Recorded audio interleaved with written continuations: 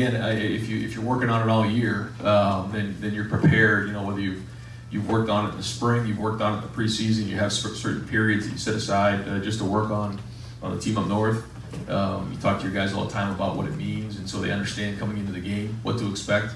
It's always on the schedule that way. You know, we have the countdown in the building, and so I think everybody understands the importance of it. That's the first thing. You know, I think you're just talking about the game itself. It just goes back to the fundamentals and take care of the football, execute the game plan, give them a good plan that they can execute. And being on the road is a little different than being home. We're gonna have to handle that and being loud and the crowd noise and everything else. So we'll handle that today and make sure we pipe in the crowd noise during practice and show composure there. But it's just going to come down to win the one-on-one battles in the end. Now I'm going to get your reaction on this. There's several surveys out there, Buckeye Nation. 40% would, given a choice, would rather beat Michigan and lose in the playoff than win a national title and lead Michigan. Does that surprise you at all? What's that speak to the intensity? No, I don't know. I just know we're focused on this game. I don't know. I mean, a lot of people do a lot of what-if scenarios and everything, and I know that this game means everything to us. And, nothing matters if we don't win this game, so we got to win the game. And that's the only way I look at it. Front row left. Nathan? Just what stands out to you about Michigan's offense, and how have you seen it sort of develop and progress over the course of the season? Yeah, I thought that since the halftime of the Penn State game, they've really played good football. And Patterson's throwing the ball well. The receivers are good. Collins, Peoples-Jones. I think their tight ends are good. The offensive line did a really good job against Notre Dame, and they got a good scheme. They got a lot of good coaches there, so they kind of found a rhythm in the second half of the season here. And so it'll probably be our biggest challenge again. As we've gone on the season, I think we've been challenged more and more, and this will be the most talented group we've seen by far. The way that they sort of move people around with motion, misdirection, things like that, is that something that could potentially negate Chase Young? And how do you see your defense having to kind of respond to that? I mean, they're sound and they do a good job. I think at the end of the day, it comes down to players, and I don't think they're going to do anything that's going to be anything that we probably haven't seen, but maybe they will.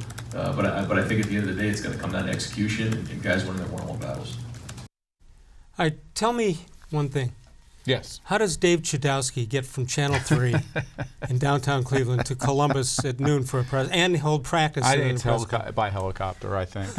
I've always thought that. Does that number surprise you, by the way, that 40% would rather? It surprises me that anybody would ask that dumb question. Well, why? You think it's obvious that that's the case? Yeah, I think you want the national championship. Yeah, I would think. Especially after a stretch where beating Michigan was pretty easy. Not that it still isn't important and feel good, but what is the number of us that Ohio State has won all but 2 since Tressel got there? Yeah. He lost one and Luke Fickell? Yeah, Fickell lost one. So I mean, that surprises me even more that still 40% of people would say, I don't care, I'd rather beat Michigan than win a national championship. Well, that's absurd. Really? How about they asked on radio today on 92.3 The Fan, which by the way I'll be on tomorrow from 10 to 2 and Friday from 11 to 3. It's kind of a shameless plug. Of course it was. It choked me up.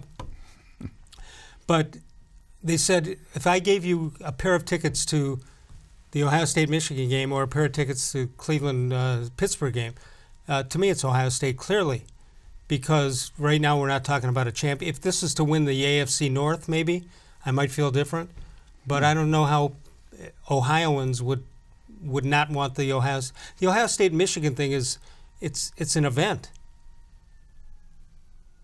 It's more than a football game. I know what I would pick, but what would you pick? Oh, clearly the Steelers. Really? Steelers Browns. First week in December. Because the Browns are, we think decent, good, better than mediocre for the first time in a long time, and that they're still involved in trying to make it to the playoffs. Better than mediocre. I like that. And the drum roll of what happened last Thursday makes it, I think, the drum roll of the Browns band with the line. What is it? What's that? The line, the Browns drum line? No, not the drum line. I'm doing a drum roll based on what happened in that Thursday night game to see what's going to happen in this game now. And it's in enemy territory. I would clearly think that there's more interest. I'm surprised. not surprised on the one level, but that they didn't keep it as it's a better showcase game at 4 o'clock. Oh, the Browns-Pittsburgh game. Yeah. Why do you think they did that? I think they did it in part because they were afraid that if they waited till 4 in the afternoon, there would be more drunk people, more drunk fans arguing and fighting and having an ugly situation. But because I mean, what's the game now? It's going to be Chiefs-Raiders, I think, is the at 4 o'clock. I mean, is that really? Isn't it the Ravens? Who are the Ravens playing? San Francisco. Well, that's Monday. That's Sunday at 1. Yeah, so that's what I mean. They didn't move that. Yeah. Right. So I don't know. I just I think there's a lot of anticipation for this. What the Browns can still hope to accomplish in this season.